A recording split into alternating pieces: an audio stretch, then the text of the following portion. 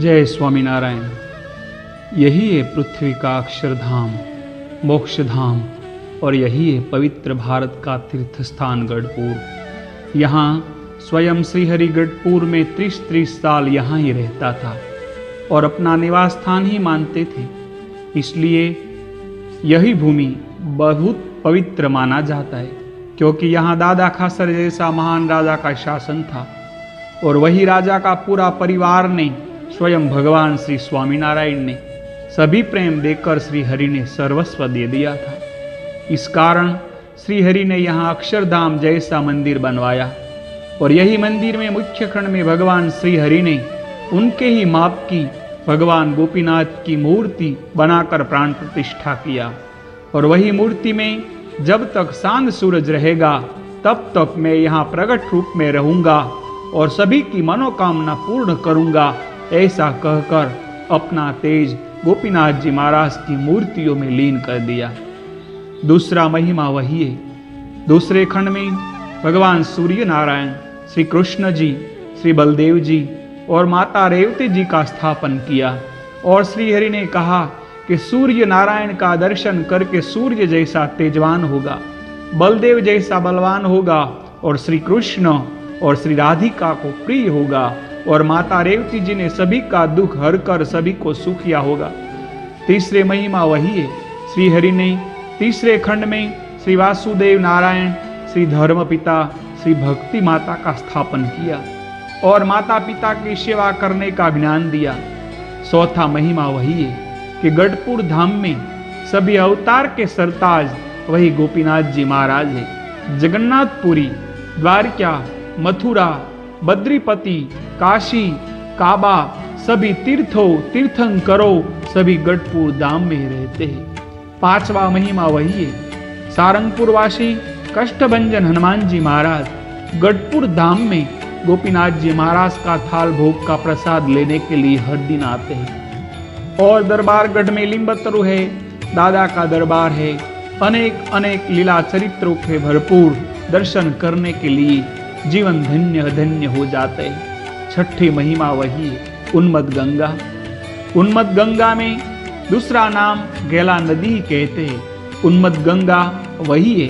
गंगा नदी जैसी पति पावक और पाप नाशक सरिता है, जिसमें श्री हरि ने यहाँ हजारों बार स्नान किया, अनेक लीलाओं किया, साधु संतों हरि भक्तों ने यहाँ स्नान किया और शास्त्रों में तो इतना महिमा कहा है कि वही नदी से कोई भी पसार होगा उनका ही कल्याण होगा।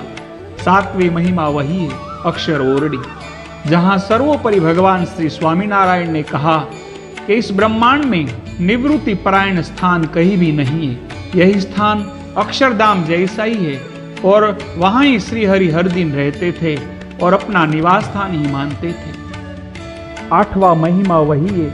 भगवान श्री स्वामीनारायण ने सबसे ज्यादा वचनामृत का ज्ञान गढ़पुर धाम में दिया था और 500 से ज्यादा स्थलों में श्री जी महाराज ने अनंत लीलाओं किया था।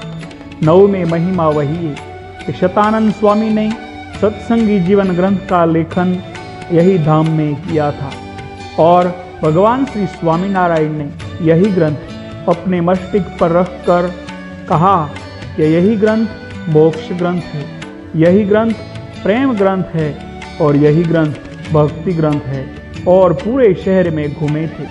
10वां महिमा वही है। लक्ष्मी बाग। श्री हरि ने अनेक लीलाओं रासोत्सव करवाए थे। सत्संग का कार्य पूर्ण कर भगवान श्री स्वामीनारायण अपना धाम में गए। बाद में अग्नि संस्कार लक्ष्मीवाड़ी में किया और बाद में समृद्धि मंदिर बनवाया और वही मंदिर में श्री सहजानंद स्वामी, इच्छाराम जी महाराज और रघुवीर जी महाराज का स्थापन किया। इसलिए वही भूमि पवित्र है। 11वें महीने मान की घोड़ी। वही घोड़ी गरुड़ का अवतार था। श्री हरि अक्षरधाम में गए, बाद में मान की घोड़ी ने खाना पीना छोड़ दिया और बार बार दिन विरह में रही। बाद में वही घोड़ी ने अक्षरधाम में भगवान की सेवा में लीन हो गई थी। 12वां महिमा वही है। भगवान निज धाम में गए।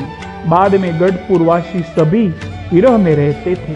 बाद में ब्रह्मानंद स्वामी ने भगवान गोपीनाथ जी के मंदिर के सामने अपना मस्तिष्क पटकाकर अपना शरीर से प्राण निकालने का प्रयास किया तो स्वयं भगवान श्री स्वामीनारायण प्रकट हुए और ब्रह्मानंद स्वामी ने पुष्प की माला पहनाकर कहा कि मैं गढ़पुर का हूँ और गढ़पुर मेरा ही है। तब से गढ़पुर श्री स्वामीनारायण भगवान का कहा जाता है। इसलिए आप गढ़पुर में पधारिए।